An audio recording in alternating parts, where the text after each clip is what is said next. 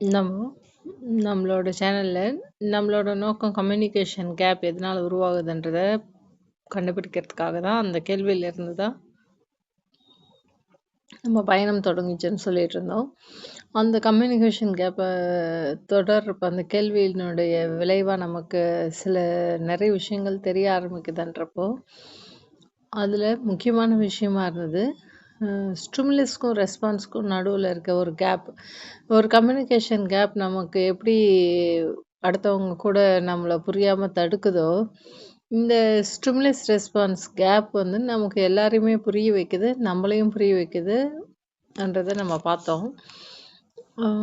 இதை வந்து இப்போ பார்க்கலாம். ஹூ ஆம் ஐன்றதை பார்க்கலாம். இந்த ஹூ ஆம் ஐ என்ற கேள்விதான் உண்மையிலே செல்ஃப் நோவிங் ஆரம்பிக்கிறது. முதலில் செல்ஃப் நோவிங், என்னுடைய தாட்ஸ் என்ன, என்னுடைய எமோஷன்ஸ் என்ன, என்னுடைய பேட்டர்ன் என்ன, என்னுடைய ரியாக்ஷன் என்ன, எப்படி உருவாகுதுன்றதை பார்க்குறோம். இதை ஜட்ஜ்மெண்ட் இல்லாமல் கவனிக்க ஆரம்பிக்கிறோம். இதற்கு பிறகு செல்ஃப் அக்செப்டன்ஸ், நம்மளே அக்செப்ட் பண்ணிக்கிற ஒரு இடத்துக்கு வரோம். நான் என்னை பற்றி கண்டுபிடித்ததை எதிர்க்காமல், ஆம் இதுவும் என்னுள் இருக்கிறது என்று ஏற்றுக்கொள்கிறோம். நாம் வந்து அப்போ நம்பன்றது எல்லாமே, மேலே இருக்க எல்லாமே வந்து பேட்டர்ன்ஸில் இருக்குன்றதை பார்த்துக்குறோம். அது நம்மளுக்குள்ள பேட்டர்ன்ஸ் இருக்கிறத பார்க்குறோம். நான்ன்றது என்ன, நம்ம பேட்டர்னை தான் நான் நினச்சிட்ருக்கோன்றது நமக்கு புரியுது. நம்ம சட்டையை நான் நினைக்கிற மாதிரி. அதுக்கு பிறகு செல்ஃப் ரியலைசேஷன் ஆரம்பிக்குது. நான் என்னுடைய தாட்ஸ் அல்ல, என்னுடைய எமோஷன்ஸ் அல்ல, என்னுடைய ரியாக்ஷன்ஸ் அல்ல, நான் பேட்டர்ன்ஸ், என்னோட பேட்டர்ன்ஸ் அல்லன்னு நமக்கு புரியுது. அப்போது நான் யாருன்றதுக்கு பதில் அவற்றை கவனிக்கக்கூடிய ஒரு அப்சர்வர் என்னோட இருக்கிறாருன்றதையும் பார்க்குறோம். பார்ப்பவனையும் பார்ப்பவனாக நம்ம மாறுறோம். அந்த அப்சர்வரையும் பார்க்குற இடத்துக்கு போகிறோன்றதை நம்ம புரிஞ்சுக்க முடியும்.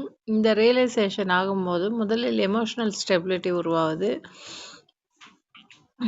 எமோஷ்னல் ஸ்டெபிலிட்டி உருவாகிறப்போ எமோஷன்ஸ் வரும். ஆனால் எமோஷன்ஸ் என்னை உடனடியாக இயக்காது. அந்த கேப் க்ரியேட் பண்ணுறோம் ஸ்டிமுலஸ்க்கும் ரெஸ்பான்ஸ்க்கும் நடுவில்ன்றதை நம்ம புரிஞ்சுக்கலாம். க்ரியேட் ஆகுது அது.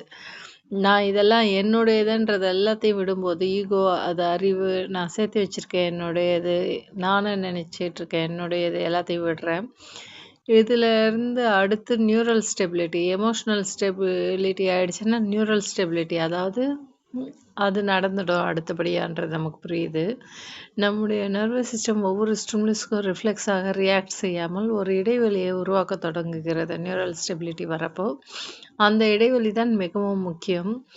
ஏனென்றால் அந்த இடைவெளியில் கிளாரிட்டி இன் டிசிஷன் உருவாகிறது.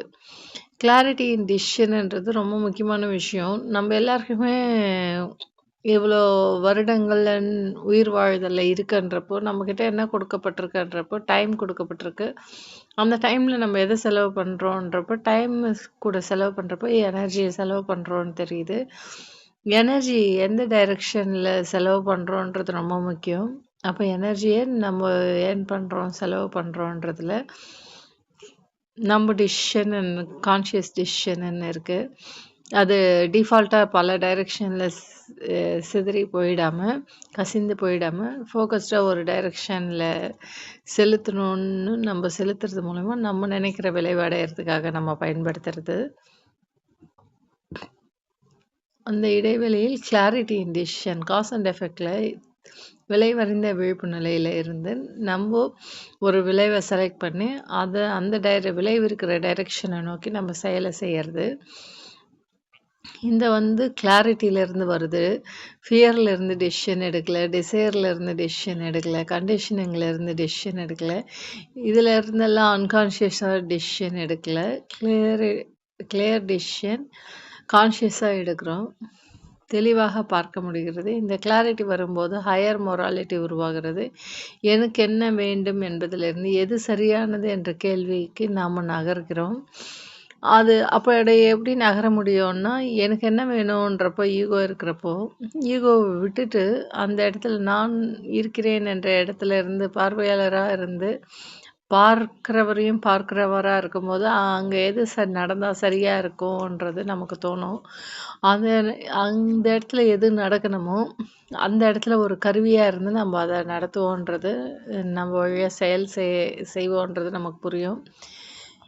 எது சரியானது என்ற கேள்விக்கு நாம் நகர்கிறோம். அதிலிருந்து ஹையர் கான்ஷியஸ்னஸ். என்னுடைய வாழ்க்கையை மட்டும் பார்க்காம, மற்ற உயிர்களின் இருப்பையும் அதே அவேர்னஸில் பார்க்கத் தொடங்குகிறோம். இப்போது ஆக்ஷனின் நோக்கம் மாறுகிறது. Doing for all being. அதாவது now the self, accept the self, realise the self, stabilize the emotion, stabilize the neural system, gain clarity, act with higher morality, expand consciousness, and finally live for the well-being of all being. இதுதான் who ஆம் ஐ என்ற கேள்வியிலிருந்து who ஆம் ஐ becoming என்ற பயணத்துக்கு செல்ல observer awakening. இப்போ நமக்கு who ஆம் ஐ என்ற கேள்வியின் மூலயமா, நான் யார் என்ற கேள்வியின் மூலயமா என்னோட கோர்லேருந்து நான் வெளிப்பட்டு செயல்படக்கூடியதுக்கான வாய்ப்புகளை ஏற்படுத்திக்க முடியுது. என்னோடதுன்னு நினைக்கிற சட்டை என்னோடதுன்றத அந்த ஈகோலேருந்து செயல்படுறது, என்னோட மெமரியிலேருந்து செயல்படுறது, அதெல்லாம் தாண்டி அந்த இடத்துல ப்ரெசன்ஸில் அந்த கான்ஷியஸ்னஸ்லேருந்து அந்த பார்வையாளராக விளைவறிந்த விழிப்பு நிலையில் செயல்படுற ஒரு இடத்துக்கு நம்ம வரோன்றதை புரிஞ்சிக்க முடியும். அந்த நிலையில் செயல்படும் போது நாம் செய்யும் செயல்கள் எல்லோருக்கும் நல்லது, எப்பொழுதும் நல்லதாக அமையுன்றதை நம்ம புரிஞ்சிக்க முடியும். நன்றி.